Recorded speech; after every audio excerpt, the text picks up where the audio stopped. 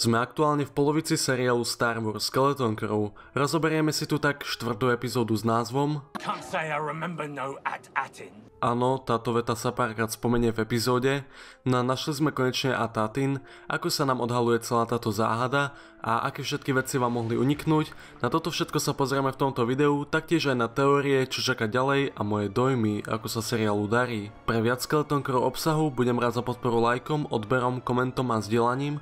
No a my sa poďme pozrieť na túto epizódu a začneme klasickým rozborom. Epizóda 4 začína, že konečne nachádzame planetu At-Atin. Vyzerá to tak z začiatku, ale v skutočnosti nachádzame veľmi podobnú planétu, ktorá sa volá At-Akrin. Je veľmi zaujímavé, ako je táto planéta podobná At-Atinu, a to tými stavbami a rozložením. Lenže tu sa niečo pokazilo a aktuálne tam prebieha vojna medzi rôznymi klanmi. Stretávame tam klan Trojk a klan Hatan, ktorí tu slúžia ako antagonisti. Tiež nám ukážu aj školu, ktorú sme videli aj na At-Atine, je úplne rovnaká, len tu je úplne zničená a sídli tam klan Trojk. A tiež zaujímavé, že na streche tejto školy sa nachádza kanón. No a prečo by bol kanón na škole? Predpokladám, že toto sa ešte vráti v nejakej ďalšej epizóde, keď sa vrátime na At-Atin. Keď Jod prehľadáva batoh Vima, nájde tam ďalší malý odkaz na Star Wars Holiday Special, George Lucas musí mať radosť. Taktiež je tu niečo, čo vyzerá ako Rubiková kocka. A máme aj bližší pohľad na republikové kredity a vidíme, že sú skutočne z obdobia prequelovej republiky a nie práve Starej republiky, ako sa špekulovalo, ale o tom sme sa už bavili, že Stará republika tu nebude mať nejakú rolu. Čiže to nie je žiadne prekvapenie. Zvieratá, ktoré potrebuje klan Trojk, sú Iopy a to je napríklad to zviera, ktoré mal Obi-Wan Kenobi na Tatooine. Tieto blastre, ktoré dostanú deti do rúk, strieľajú podobné projektily ako práve Ezrov Prak, ktorý sme videli v Rebels. Navštevujeme tu aj ďalšiu lokáciu za Tatinu a to je táto dozorná väža. Tu je ale známa pod iným názvom a to Padlá svätyňa. Nachádzajú sa tam koordinácie ďalších planét, pričom táto väža a prestup do nej je úplne zakázaná pre obyvateľov At-Atinu a to z nejakého záhadného dôvodu, na ktorý neskôr asi prejdeme. No a dnu vo veži vidíme napísané ďalšie planety a presné súradnice. Je tu At-Aitu, At-Arisia, At-Aravin a At-Akouda. Kto vie, čo je práve s týmito planétami, ale predpokladám, že budú veľmi podobné At-Atinu a tejto planete At-Akrin. Epizóda nám končí s vratom, pretože SM-33 zaútočí na naše hlavné postavy, keď si spomenie na príkazy jeho pôvodného kapitána. Ale našťastie Jodovi sa ho podarí vypnúť. No a tu epizóda končí.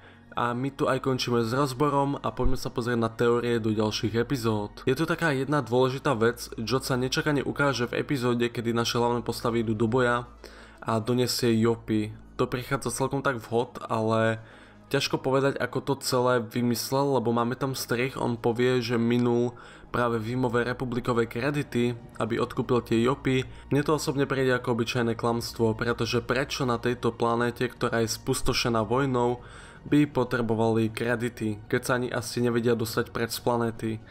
To mi príde také celkom podozrivé a je možné, že to s nimi vyjednal nejako inak, že je tam niečo, o čom nevieme a predsa len bol tam strich, ak by s nimi nejako len vyjednával, asi by to aj ukázali. Čiže niečo sa tu deje v zákulisí a celkom by ma zaujímalo, čo je s Jodom. SM-33 tu spolupracuje pravdepodobne buď s tým teda pirátom, s tým kapitánom, o ktorom práve hovoril a prečo aj chcel zaútočiť na naše hlavné postavy, ale je aj možné, že nejako spolupracuje s niekým, čo má na starosti tieto planéty alebo planetu At-Atin, aby ju udržal práve v tajnosti. Možno si najali práve jeho a ostatných pirátov, ktorí boli na lodi Onyx Cinder, aby vymazali každú zmienku o At-Atine, to bola nejaká ich misia. Ťažko povedať, je toto jedna z možností, každopádne aj tento droid skrýva nejaké záhady a nie je to také jednoduché.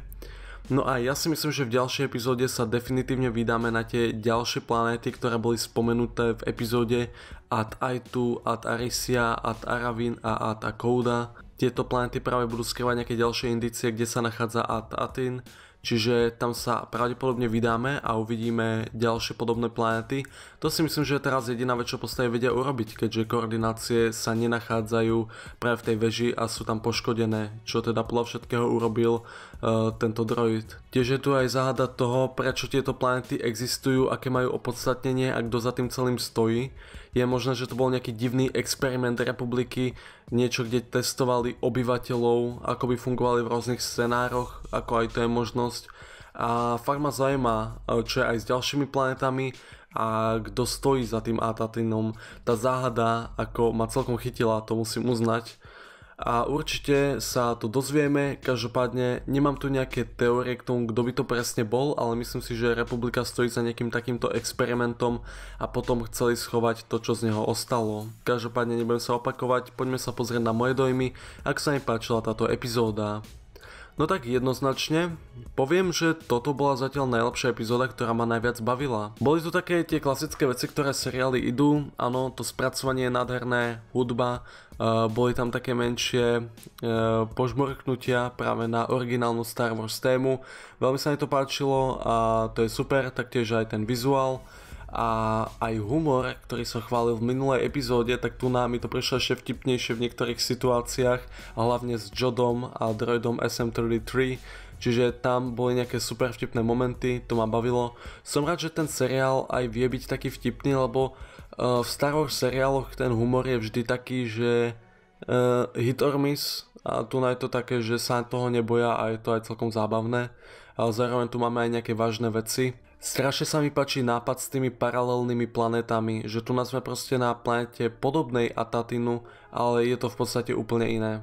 A strašne je to zábavné nasledovanie, ako inak tam fungujú deti, ako inak tam berú tie deti, ako sú tam využívané tie budovy, ktoré sú nám známe práve z tej premiéry. A o to viac to prehlbuje môj záujem o túto záhadu a chcem to celé nejako rozluštiť. Strašne ma to zaujíma a tu nám ma fakt akože to celkom chytilo. Takže to im určite tlieskam. Toto bol určite úžasný nápad a ak pôjdeme aj na nejaké ďalšie podobné planéty, tak to môže byť veľmi zaujímavé. V tejto epizóde asi najviac zažiaril Neil, ktorý tu mal nečakane viac priestoru, bolo to super sledovať. No to nie je nejaká úplne nečakaná charakter arka, keď sa pozriete na moje prvé video, tak som to aj celkom predpovedal a je to také celkom basic, ale bolo to zábavné nasledovanie. Neil je celkom sympatická postava, ktorú proste máte radi a radi ju vidíte v takýchto momentoch, čiže určite som rád, že si to takto ukradol pre seba. A áno, zatiaľ mám zo seriálu veľkú radosť. V minulej epizóde sme kúsok podľa mňa spomalili, ale teraz opäť naberáme to tempo, sme v polke seriálu a ja sa nemôžem dočkať na ďalšie 4 epizódy.